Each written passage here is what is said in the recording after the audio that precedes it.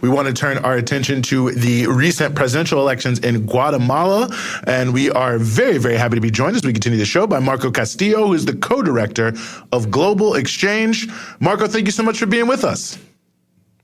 Thank you, Gene. Thank you, Rania. Happy to be here. Well, we are really happy to have you to break this down. The recent victory, although I know that's still being challenged, of Bernardo Arévalo in the elections there in Guatemala seemed to be a break from the right-wing politics of that country, and certainly seeming like it might be a change, had some historical significance. So maybe just, if you will, give us a sense of who he is and what his win really represents in terms of what voters in Guatemala are looking to see.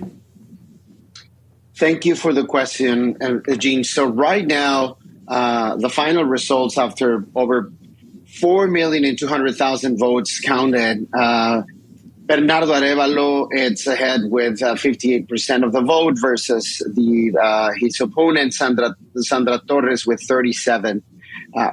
So this is a landslide victory for a new party, relatively new party, mostly led by youth in urban spaces, even though in this last election, a lot of the rural and indigenous vote also added a significant amount of votes to the election. But it's a landslide victory that potentially represents a possibility of a better future for a country that has been historically kidnapped by corruption and impunity, and it has suffered the consequences of false democracy, and that it's in the hands of a small group of corrupted politicians and businessmen and women that have taken over the country's economy, their resources, their fundamental rights in their hands.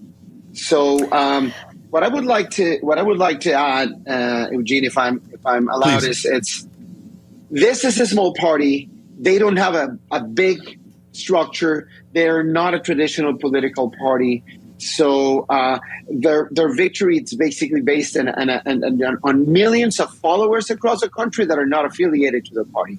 The consequence of this being a small party is that once you become government, it's going to be hard and it's going to be a challenge for them to build a government with such small structure, and they need to be very careful in what are the people that they bring into the government, who do they work with when in terms of businessmen and sectors from the church, from the private initiative. That's going to shape a lot of what's coming in the months ahead. And also, on the other hand, today we heard that the oligarchy is trying to strip the registration of Semilla as a political party. They're trying to remove that and then trying to get to the president-elect Bernardo Arévalo and bring down his victory. So in the months ahead, we're going to see lawfare, all kinds of judicial action against the candidate and all those who were part of the election day, because they are also looking into all the people that were at the voting side representing Semilla, that the Supreme Court formally requested the list of names of all of them. They're probably going to be also going after them.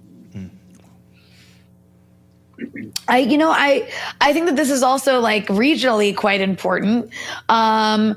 In terms of just the fact that we've seen this sort of like tide that some people call pink tide 2.0, or like some sort of progressive tide where a lot of left-wingers are winning presidencies in some places that have been, in the hands of oligarchs and in some cases militaries for quite some time. And of course, this victory was well received. In many of these places, you heard congratulations from the Honduran president. You heard congratulations from AMLO. I'm just curious, for Guatemala, I mean, this is a big deal. What does this mean, do you think, for the region, that there's like another, force of progressive politics to add to the list? Thank you for the question. I think it's really important to discuss this, because I really want to be taking one step back and saying, we still don't know for sure how much of a progressive government this one would be. It represents an alternative. It definitely represents, a change in the historic, political parties that have been ruling Guatemala. So this is a new emerging force. It is definitely youth-led. Their main driver has been ending corruption, but they have still not taken a stand on many other, racial, ethnic issues. The indigenous movements, the historical left in Guatemala are still looking critically on what this new government is going to offer.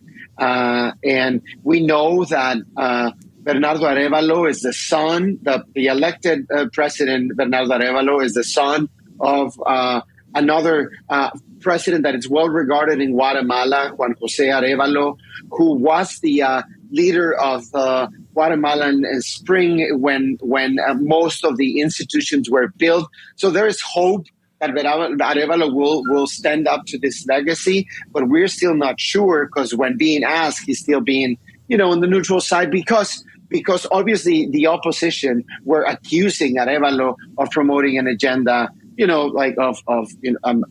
pro women's rights and inclusion, that they were going to, take land from farmers and all this kind of fake news that the right was using. But that doesn't necessarily mean that we're going to see a really progressive government. We'll still need to figure it out. How do they land? So that's why I insist that it is important to see in the next months who they build alliances with, who do they work with. And so it's going to be really important for us in the region to look closely at these models, because in a country when we have a lot of crazy people going on and running as candidates like we're seeing in Argentina, or we look like this figures like Bukele in El Salvador, we really need to see this as an alternative and other ways of addressing the issues that are hurting the region that don't require having cycle and power. No, I think that's it's a really important point on a number of fronts, but one that it certainly makes me think of in terms of the direction of the government is the fact that, there were some left-wing candidates that were banned from running in the election in and of itself. And it almost seems like, almost then from the beginning to the end of the election, what we're seeing now with Sandra Torres and others trying to challenge the election is part of one, very troubling, sort of deeply anti-democratic impulse that's been happening in Guatemala. I mean, of course, we had essentially the scuttling of any sort of accountability for those who were involved in the genocide of the indigenous people in the last administration. Then you go into this election, candidates are banned. Now you have them trying to find a way, the right wing, to invalidate the election. So, I mean, it seems like this is really a huge theme of this election as well, which is how much the sort of legal realities are being manipulated to prevent people from really having a say in terms of how they want the country to be governed. Absolutely, Eugene. I mean, this is also something we need to look at from a regional perspective, because it's similar to what we're seeing in Peru and in other places. So yes, the oligarchy it's full of fear. It's freaking out literally to the possibility of a new government with no compromises, looking at the history of all this established politicians that for decades have been stealing the people's money. So yes, they're using all resources at hand.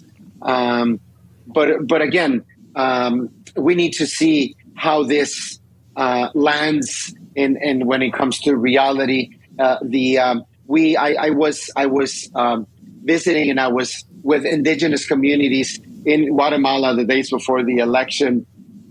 Again, hearing from them, they see the problem with Guatemala beyond the election. They are not 100% optimistic, because they know that many problems in Guatemala are structural, and will need that any government will be able to take a step back and be able to review some regional agreements. For example, land reform. In Guatemala, it's one of the countries where there's a pending land reform for decades that historically, like for centuries, has been, displacing indigenous communities and allowing private interest to establish themselves anywhere they want without any recognition or rights for historic owners.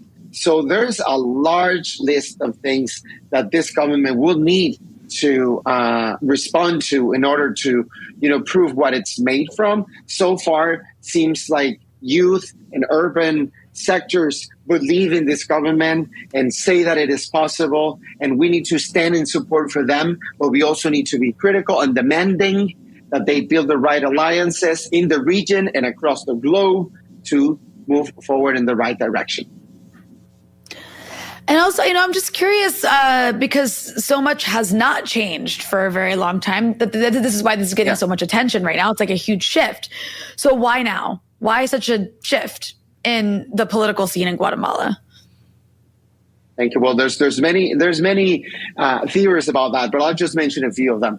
So this victory, it's a result of a decade of youth mobilizations across the country that started in 2015, 2016, where students were taking the streets and taking universities through a massive spring of activism, where all colleges, private and public, were taking the streets in demand for fair elections, for a future. And that's when they saw the Jimmy Morales election in 2016, that again was counterculture, Trump kind of candidate that got the people's attention for the way of managing the media and social media, but ended up being a crazy psychopath who ended up in prison a few years after, and was responsible for, getting rid of the International Commission Against Corruption that was established in Guatemala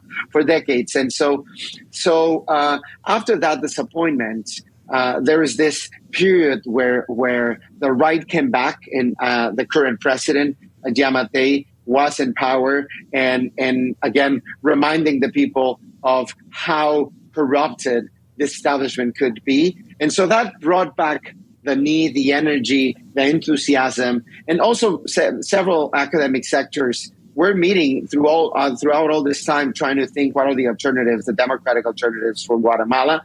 And that's how, in the end, students, academic sectors, and some other progressive sectors came together and founded Semilla, that they will support this government. That means that if you look at through the eyes of lawfare and other ways of in which the global powers can exercise control over a national government, then we'll see. We'll see if the U.S. is getting ready to pressure this new government in other ways. But so far, the U.S. embassy has also been respectful, and President Biden immediately went on and recognized the victory of Arévalo, which definitely 2 decades ago they wouldn't have. Well, we really appreciate you being willing to join us and help sort through this, and a lot that we'll have to keep watching and keep reporting on. But Marco Castillo, co-director of Global Exchange, thank you so much for giving us some of your time here on the Freedom Side. Thank you very much to both.